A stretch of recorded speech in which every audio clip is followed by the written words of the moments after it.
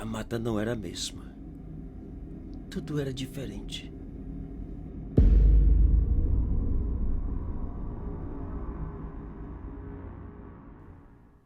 Em 2010, eu e Lúcio, um amigo da mesma idade, 20 anos, resolvemos passar uma semana na fazenda dos meus pais, lá no estado de Goiás. Uma fazenda enorme, simples, onde vivi até os meus 14 anos, quando então saí para estudar na cidade. A coisa que eu mais gostava, e ainda gosto, era quando a noite chegava. O papai acendia uma fogueira no quintal e a gente sentava ao redor para ouvir ele e um senhor que vivia na fazenda contar histórias. Histórias de todo tipo, de lobisomens, de fantasmas, de assombrações e, claro, do pai do mato. E para não fugir às regras, na segunda noite o papai acendeu uma fogueira e sentamos ao redor dela tomando café e conversando. As histórias logo começaram e só pararam umas 2 horas depois, quando o papai e a mamãe levantaram e foram deitar. Eu e Lúcio também. No dia seguinte, eu e meu amigo saímos para dar um passeio pela fazenda. E no caminho de volta, ele perguntou se podíamos passar a noite esperando, pois sempre teve vontade de fazer e nunca teve a oportunidade. Eu achei a ideia interessante e naquela mesma noite preparamos o que tínhamos de levar e saímos em direção ao lugar indicado pelo papai. Por volta das 10 da noite, chegamos ao local.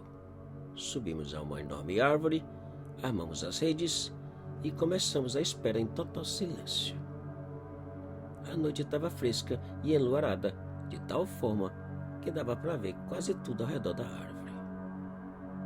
Mais ou menos uma meia hora depois, meu amigo perguntou se as histórias que o papai contava realmente tinham acontecido ou eram simplesmente inventadas.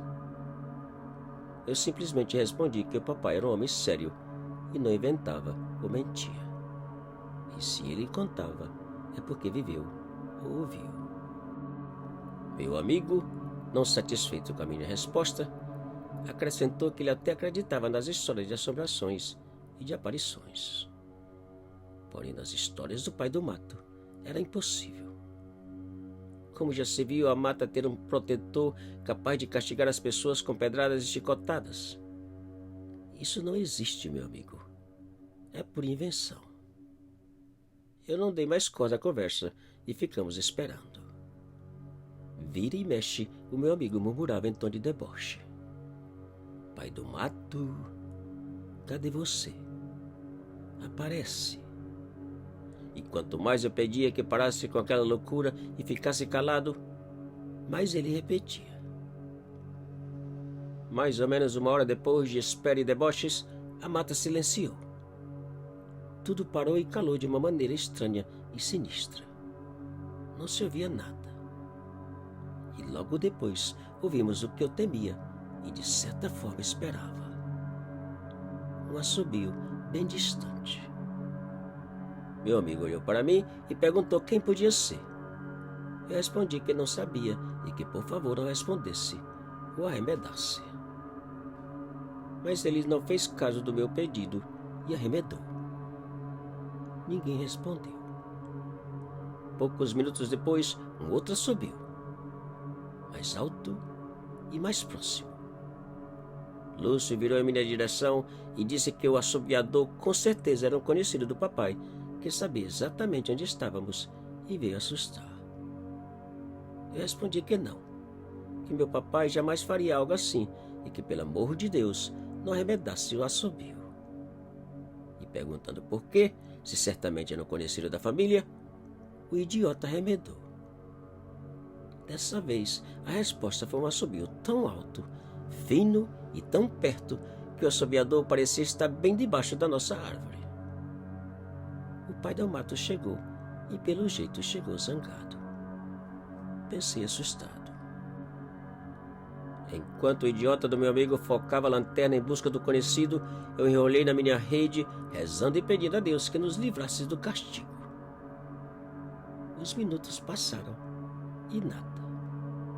Depois de focar a lanterna por toda parte e não ver ninguém, Lúcio virou na minha direção e disse em voz baixa que ele ainda acreditava ser um conhecido do papai.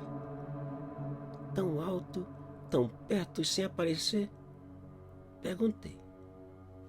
Lúcio pensou por alguns segundos e perguntou quem então tinha assobiado. O pai do mato? Eu fiquei calado e preocupado, pois tinha certeza que o pai do mato estava ali por perto, olhando e escutando a nossa conversa. Enquanto isso, Lúcio continuou debochando. Pai do mato, cadê você? Eu quero te ver. Mas felizmente o pai do mato não apareceu e a noite passou sem mais assobios. Tampouco apareceu alguma caça. Por volta das 4:30 da manhã, eu acordei meu amigo, desamarramos as redes e saímos em direção à casa. Meio quilômetro depois, quando o sol começava a sair, ouvimos um outro assobio. Lúcio rapidamente virou naquela direção, arremedou e gritou a todo peito que o assobiador parasse de ser besta e aproximasse. E ele aproximou. No momento que Lúcio fechou a boca, o chicote estalou e meu amigo correu para o mato gritando e agarrando as pernas. Eu ainda tentei correr para ajudá-lo, mas não foi possível, pois também caí gritando e rolando de dor. O castigo começou e não parava. As chicotadas estalavam indo e vindo das pernas de Lúcio para as minhas. A dor era quase insuportável. As chicotadas pareciam cortar minha calça e as minhas pernas. Depois de alguns minutos de surra, as chicotadas pararam. O meu amigo já não gritava e nem chorava. Até pensei que tinha desmaiado ou morrido. Depois de 1 ou 2 minutos em silêncio, eu levantei com muito sacrifício e fui até ele.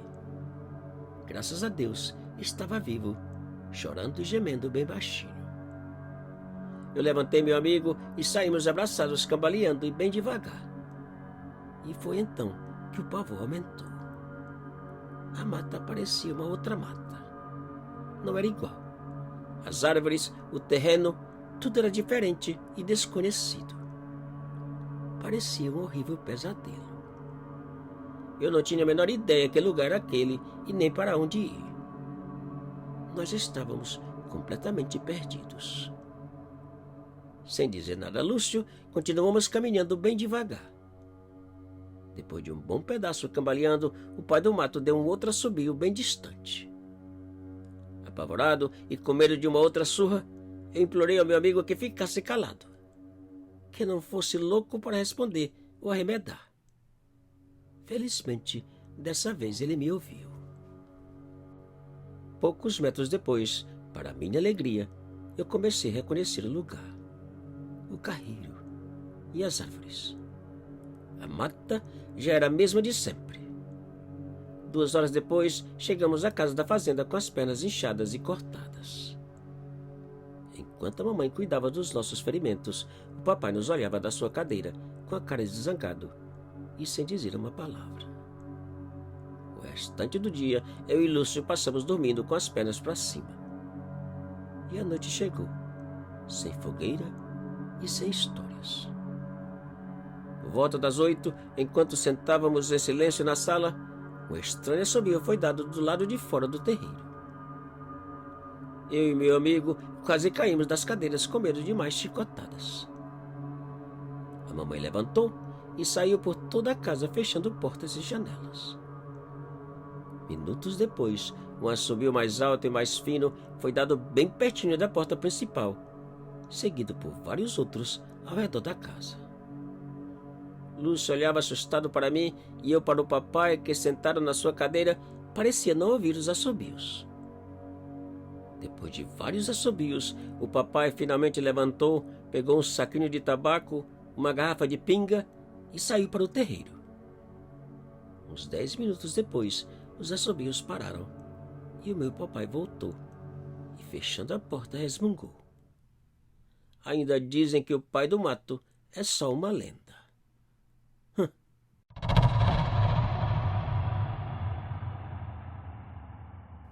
Te cuida e muito obrigado.